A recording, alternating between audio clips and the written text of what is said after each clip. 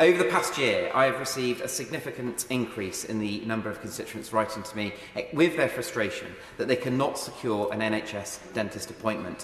One constituent only last week had to make an appointment 15 miles away in Sheffield, as they weren't able to get a local NHS appointment and she could not afford a private appointment. Another constituent kindly contacted me, dismayed at the fact that they had been contacting local dentists that had been listed on the NHS website as available and taking NHS patients, but yet when my constituent made contact with this dental practice, they said they weren't taking any new patients. Mr. Deputy Speaker, this just simply is not acceptable. And Mr. Deputy Speaker, recently I held a surgery and one lady came along and explained that they had been an NHS patient all their life with this particular practice in Keighley, only to receive a letter saying that they were now only going to be accepting private appointments for this particular family.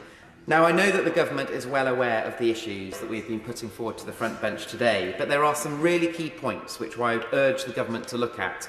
Demand is absolutely there, but we are just not recruiting enough dentists, and we are not allowing those dentists to have enough space to support the level of demand that is coming through. It is absolutely important that we're focusing on early prevention work, particularly for those in their younger years. And I just want to pick up on the point that all integrated care boards must be able to have a dentist representative on those boards so that we can ensure that geographically contracts that are awarded for NHS providers is there and is able to be delivered on the ground.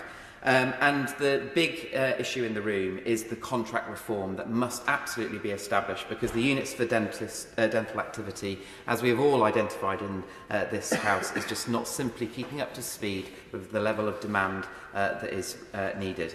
So for my constituents, Mr. Deputy Speaker, this is their number one priority, and I hope that the Minister will ensure that appropriate action is taken so that we can alleviate the pressures on NHS dentists and alleviate the pain that my constituents are absolutely suffering through their dental needs.